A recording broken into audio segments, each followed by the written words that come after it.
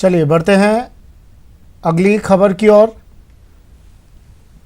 अब 5 मिनट में सुपरफास्ट खबरें शुरू करते हैं। विधानसभा सत्र को लेकर गहलोत कैबिनेट ने फिर से भेजा राजभवन को प्रस्ताव। कैबिनेट ने उन सभी 3 बिंदुओं पर जवाब तैयार किया जिन पर राज्यपाल ने जवाब मांगा था।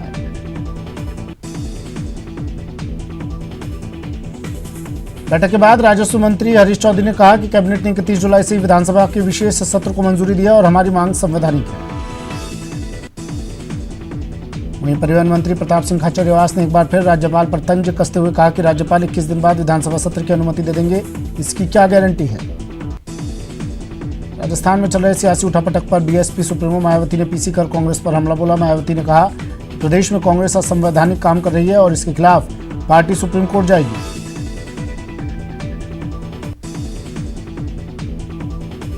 मायावती ने कांग्रेस पर बीएसपी के खिलाफ साजिश का आरोप भी लगाया। उन्होंने कहा कि बीएसपी विधायकों को तोड़ने की कोशिश हुई और राजस्थान में बीएसपी कांग्रेस के खिलाफ वोट करेगी। सियासी संकट के बीच बीजेपी एमएलए मदन दिलावर ने हाईकोर्ट में फिर से याचिका पेश की है। दिलावर ने बीएसपी विधायकों के कांग्रेस में विलय पर स्पीकर के फैसले को चुनौती दी है। वडोदरा में सियासी संकट का 16वां दिन है। होटल फेयरमाउंट में कांग्रेस विधायकों की बाड़ेबंदी जारी है। खरीद फरोख्त को लेकर वार पलटवार का दौर भी चल रहा है। राजभवन ने 31 जुलाई को विधानसभा सत्र बुलाने की सरकार की अपील की फाइल कुछ सवाल के साथ वापस लौटा दी थी। राजभवन ने सरकार से विश्वास मत को लेकर अपनी राय साफ करने के लिए कहा है। विधानसभा सत्र को लेकर राजभवन ने विधायकों के बैठने की व्यवस्था को लेकर भी सवाल पूछे। राजभवन ने पूछा कि क्या एक साथ 200 विधायकों और 1000 से अधिक कर्मचारी को एक साथ बैठाने की सरकार के पास व्यवस्था है। भारतीय सीमा का नया रक्षक राफेल अबू धाबी पहुंच गया है। कल सुबह राफेल की देश में लैंडिंग होगी। अंबाला एयरबेस पर कल 5 राफेल फाइटर विमान पहुंचेंगे। अंबाला एयरबेस को राफेल के आगमन के हिसाब से तैयार किया जा रहा है। अंबाला एयरबेस पर सुरक्षा के बंदोबस्त है और एयरबेस के 3 किलोमीटर के दायरे को नो ड्रोन जोन घोषित कर दिया गया है। सुशांत सिंह राजपूत केस में मुंबई पुलिस ने अब करण जौहर के धर्मा प्रोडक्शन के सीईओ अपूर्वा मेहता से पूछताछ की है। अंबोली पुलिस स्टेशन में अपूर्वा मेहता ने अपना बयान दर्ज करवाया है। सुशांत सिंह राजपूत मौत के मामले में मुंबई पुलिस करण जौहर से भी पूछताछ करेगी। करण जौहर से पूछताछ इस हफ्ते के अंत तक की जाएगी। सोमवार को इस मामले में महेश भट्ट से भी पूछताछ हुई। वहीं सुशांत के चचेरे भाई विधायक नीरज बबलू ने फिर सीबीआई जांच की मांग उठाई है। पूरे मामले में अब तक 35 से ज्यादा लोगों के बयान दर्ज किए गए हैं। राम मंदिर शिलान्यास के मौके पर अयोध्या में उत्साह का माहौल है। अयोध्या के सरयू तट पर बीकानेर के रहने वाले श्याम सुंदर सोनी ने 21,000 दीप प्रज्वलित कर भगवान के भूमि पूजन के उत्सव की शुरुआत कर दी है। सरयू आरती से पहले सरयू के घाटों पर आज 21,000 दीपों को प्रज्वलित किया गया। उसमें भगवान के राम नाम की आकृतियां उकेरी गई। ओम नाम की आकृति दीपक जलाकर दर्शाई गई। बिहार के 11 जिलों में बाढ़ का पानी विकराल रूप लेता जा रहा है। बढ़ते जलस्तर से ज्यादातर इलाके टापू में तब्दील हो गए। उफनती नदियों ने लाखों लोगों को बेघर कर दिया है। बिहार के पूर्वी चंपारण में गंडक नदी के कटाव से ईस्ट वेस्ट कॉरिडोर का अप्रोच रोड धंस गया, जिससे नेशनल हाईवे 28 पर गाड़ियों के परिचालन बंद हो गया। बिहार के समस्तीपुर के कल्याणपुर में एक बड़ा हादसा हो गया। यहां बागमती नदी में 8 लोग बिजली के तार की चपेट में आ गए। ये लोग बांध पर सुरक्षित पहुंचना चाहते थे। शिक्षा मंत्री गोविंद सिंह डोटासरा ने प्रारंभिक शिक्षा की गवर्निंग काउंसिल की बैठक ली। बैठक में प्रारंभिक शिक्षा और माध्यमिक शिक्षा को मर्ज करने समेत कई बिंदुओं को लेकर विचार विमर्श हुआ। राजस्थान माध्यमिक शिक्षा बोर्ड 10वीं परीक्षा का परिणाम आज जारी होगा। शिक्षा मंत्री गोविंद सिंह डोटासरा जयपुर स्थित शिक्षा संकुल में शाम 4 बजे परिणाम जारी करेंगे। राजस्थान हाईकोर्ट से किसानों को बड़ी राहत मिली है। हाईकोर्ट ने किसानों को 1 करोड़ 81 लाख का मुआवजा देने का आदेश दिया है। लूणी के 1000 से ज्यादा किसानों का मुआवजा बकाया था।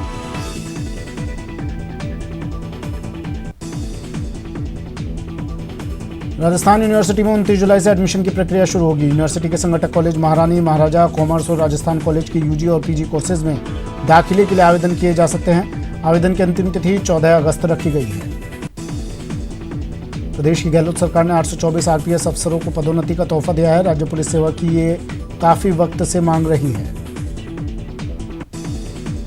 सड़कों पर खड़े थड़ी ठेले वालों से बंधी लेने वाले पुलिसकर्मियों की अब खैर नहीं। शिकायत मिलने के बाद डीजीपी भूपेंद्र सिंह ने जयपुर कमिश्नरेट और कई जिलों में विजिलेंस टीमें भेजकर जांच करवाई। वक्त एक ब्रेक का है, जल्द हाजिर होंगे।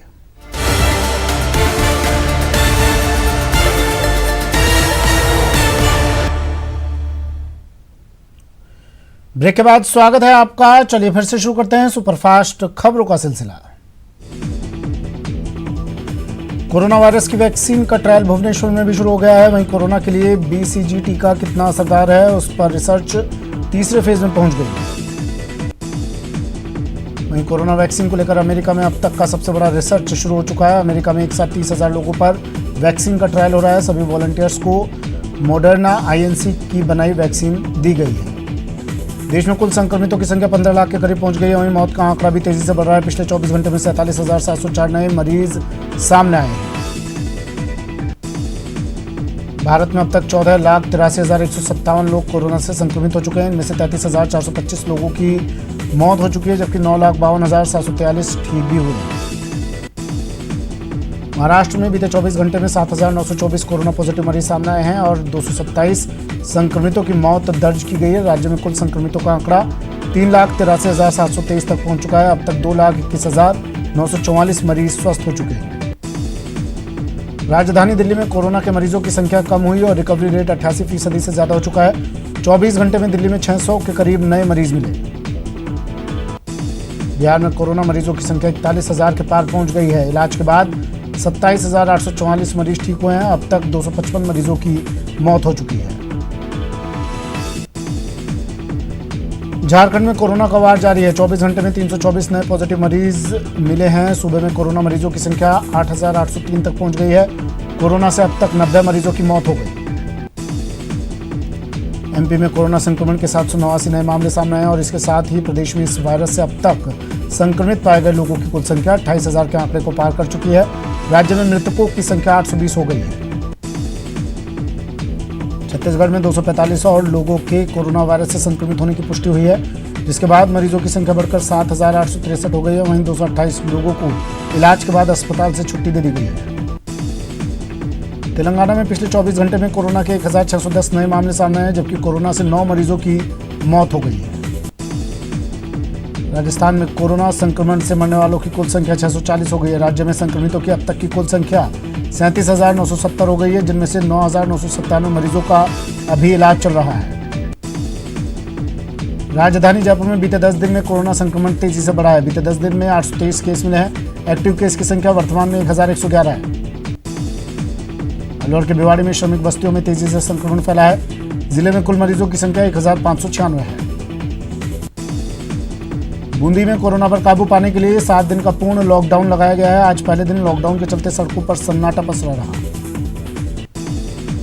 अजमेर में कोरोना रफ्तार लगातार बढ़ रही है और इससे अब पुलिस जवान भी सुरक्षित नहीं बचे हैं। केकड़ी थाना स्टाफ में कोरोना विस्फोट हुआ, जिसमें 6 जवान कोरोना पॉजिटिव निकले। चित्तौड़गढ़ मुख्यालय पर बने नवनिर्मित कोरोना लैब के उद्घाटन का इंतजार आखिरकार खत्म हुआ, जहां चिकित्सा विभाग ने औपचारिक तौर पर लैब में जांच शुरू कर दी है। राजसमंद के धर्मनगरी में कोरोना का कहर बढ़ने लगा है। एक साथ बाप बेटे की रिपोर्ट पॉजिटिव आने के बाद हड़कंप मच गया। कोटा में कोरोना पॉजिटिव मरीजों के आंकड़ों में लगातार बढ़ोतरी देखी जा रही है। आज भी सुबह की रिपोर्ट में 17 मरीजों की जांच रिपोर्ट पॉजिटिव आई है। भीलवाड़ा में बढ़ते कोरोना के चलते जिला कलेक्टर ने शहर के सभी व्यापारियों की बैठक ली, जिसमें रविवार को बाजार बंद रखने के साथ ही अन्य दिनों शाम 7 बजे तक ही बाजार खुले रखने पर सभी की सहमति बनी।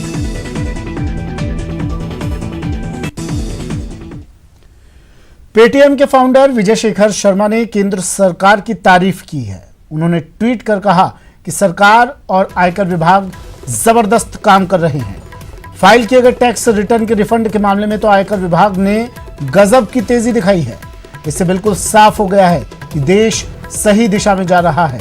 उन्होंने इसके लिए आयकर विभाग और वित्त मंत्री का आभार भी जताया है।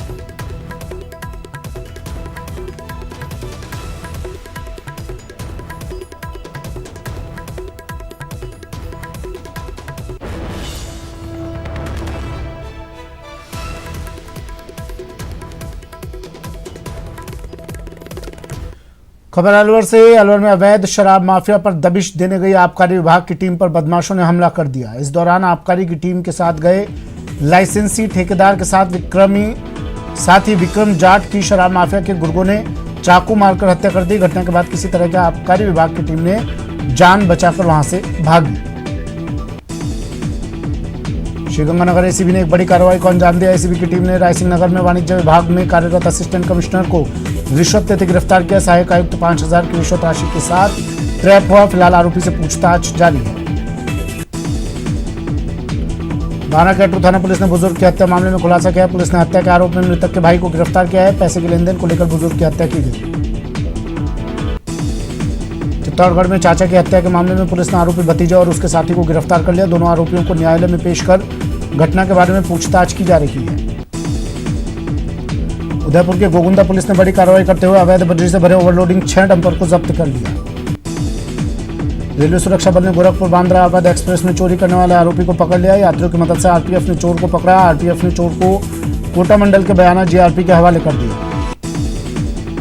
कोटा के कनवास में अतिक्रमण मुक्त अभियान चलाया जा रहा है, जिसके तहत माधोपुर गांव में 30 बीघा भूमि पर करीब 20 साल पुराने अतिक्रमण को हटाया गया। टोंक में चोरों ने मालपुरा में 2 दुकानों के ताले तोड़कर तंबाकू उत्पादों पर अपना हाथ साफ किया। घटना की जानकारी मिलने के बाद मालपुरा थाना पुलिस ने मौका मुआयना किया, लेकिन मालपुरा थाना पुलिस अभी तक भी चोरों का पता नहीं लगा पाई है।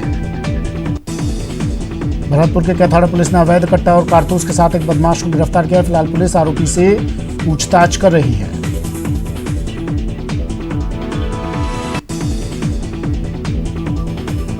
हनुमानगढ़ में नहर में नहाने के दौरान एक युवक की मौत हो गई। घटना अबोहर रोड स्थित सादुल ब्रांच नहर की है।